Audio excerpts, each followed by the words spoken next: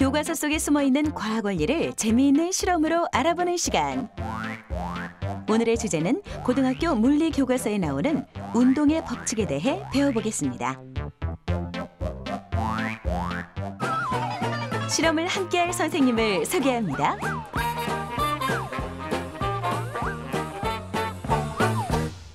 뉴턴은 중력과 운동의 관계를 분석한 대표적인 과학자 중 한 명이죠. 오늘은 실험을 통해 운동의 세 가지 법칙 중에서 관성의 법칙과 작용 반작용의 법칙에 대해 알아보겠습니다. 뉴턴의 운동 법칙 중 제1법칙인 관성의 법칙. 외부에서 힘이 가해지지 않는 한 모든 물체는 자기의 상태를 그대로 유지하는 성질이 있습니다. 즉, 정지한 물체는 정지한 채로 있으려 하고 운동하던 물체는 계속 운동하려 한다는 것이죠. 달리던 버스가 급정거하면 타고 있던 사람들이 앞으로 넘어지거나 브레이크를 급히 밟을 때 차가 앞으로 밀리는 경우도 관성의 법칙에 의한 것입니다. 오늘은 뉴턴의 운동의 법칙 중 관성의 법칙과 작용, 반작용 법칙에 대해 알아보도록 하겠습니다. 달걀을 구분하는 방법으로 관성의 법칙을 이용할 수 있습니다.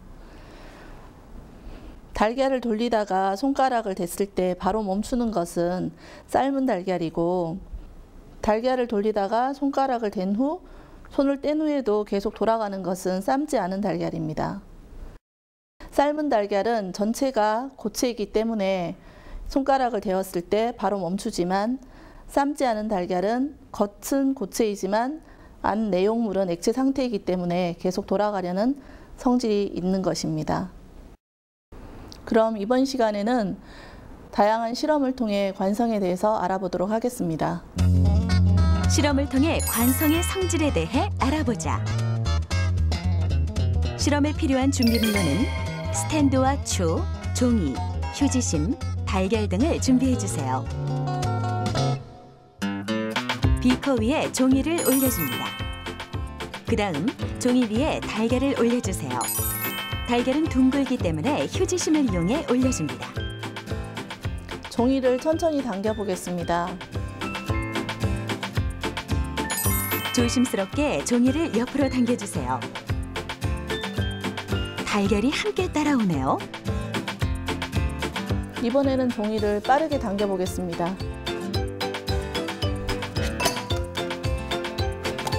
종이를 빠르게 당기자 달걀이 비커 안으로 떨어졌습니다. 종이를 빠르게 당겼을 때 달걀이 떨어진 것은 관성 때문입니다. 달걀은 정지해 있으려는 관성 때문에 종이를 빠르게 당겼을 때 비커 속으로 떨어진 것입니다.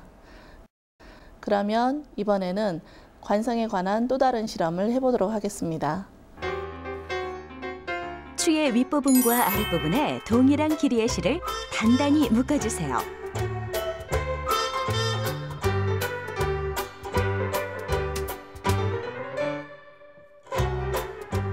추에 달린 실의 윗부분을 스탠드에 묶습니다.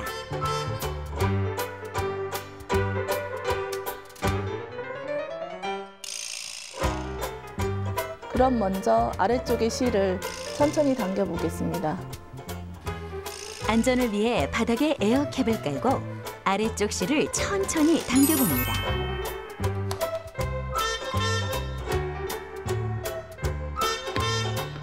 실을 천천히 당기니 위쪽의 실이 끊어지며 추가 바닥으로 떨어졌습니다. 반대로 실을 재빨리 당기면 어떤 반응이 일어날까요? 추에 새로운 실을 묶고 스탠드에 고정시켜주세요.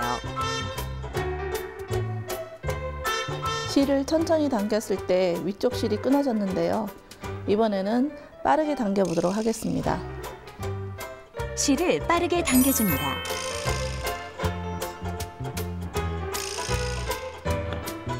아래쪽 실이 끊어지고 추는 그대로 스탠드에 달려 있습니다.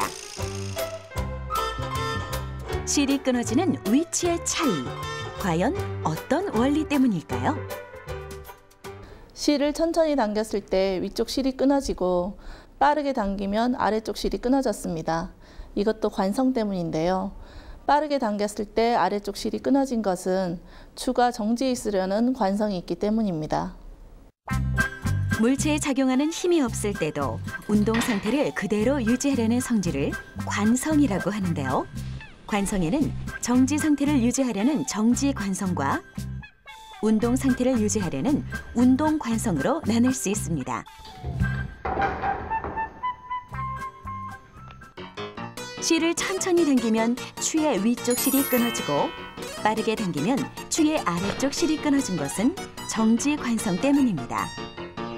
각각의 실에 같은 크기의 힘이 가해졌지만 추가 계속 매달려 있으려는 관성의 성질 때문에 빠르게 실을 당겼을 경우 위쪽 실이 아닌 아래쪽 실이 끊어지게 된 것이죠.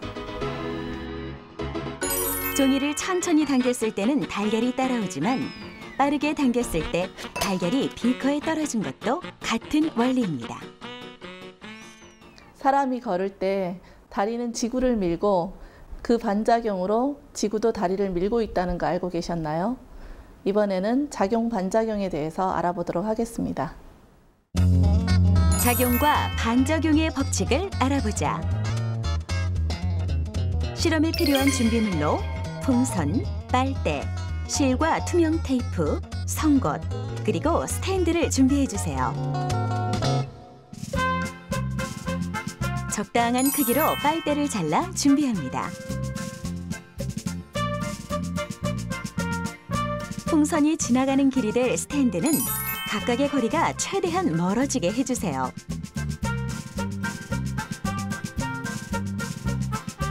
풍선의 도착 지점이 될 스탠드에 실을 묶어줍니다. 그리고 반대편 스탠드까지 실을 연결해 주세요. 묶여있지 않은 실을 잘라놓았던 빨대에 끼워줍니다. 그 다음 스탠드에 고정시켜주세요.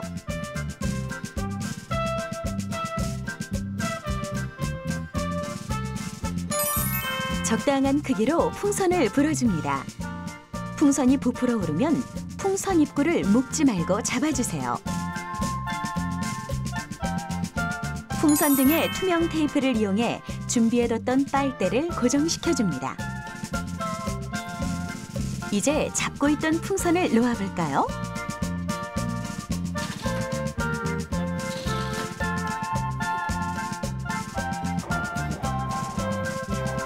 풍선을 놓자 순식간에 도착 지점의 스탠드로 날아갔습니다. 풍선 안의 공기가 빠지면서 풍선이 빠르게 움직이는 것을 볼 수 있었는데요. 이것은 작용 반작용 법칙으로 설명할 수 있습니다. 풍선 안의 공기가 밖의 공기를 밀어내는 것이 작용이고 밖의 공기가 풍선을 밀어내는 것이 반작용입니다. 그 반작용에 의해 풍선이 빠르게 움직인 것이죠. 뉴턴의 운동 법칙 중 제3법칙인 작용과 반작용의 법칙. 모든 작용에는 크기가 같고 방향이 반대인 반작용이 항상 존재한다는 정의를 가지고 있는데요. 물체에 또 다른 물체가 힘을 가하는 것을 작용이라 하고 힘을 받은 물체 역시 똑같은 크기의 힘을 가하는 것을 반작용이라고 합니다.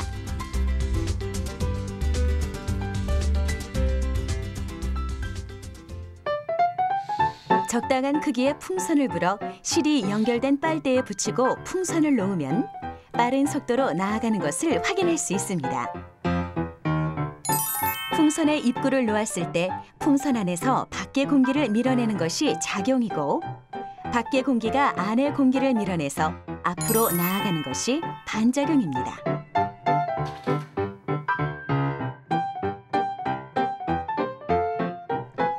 로켓이 발사되는 원리나 만유인력의 법칙, 활을 쏘는 원리도 작용과 반작용을 이용한 것입니다. 신비로운 우주뿐 아니라 일상에서도 여러 가지 과학 법칙이 숨어 있는데요. 유명한 과학자들도 일상 속에서 과학 법칙을 발견했습니다. 우리도 일상 속에서 과학의 법칙을 발견해 보는 건 어떨까요?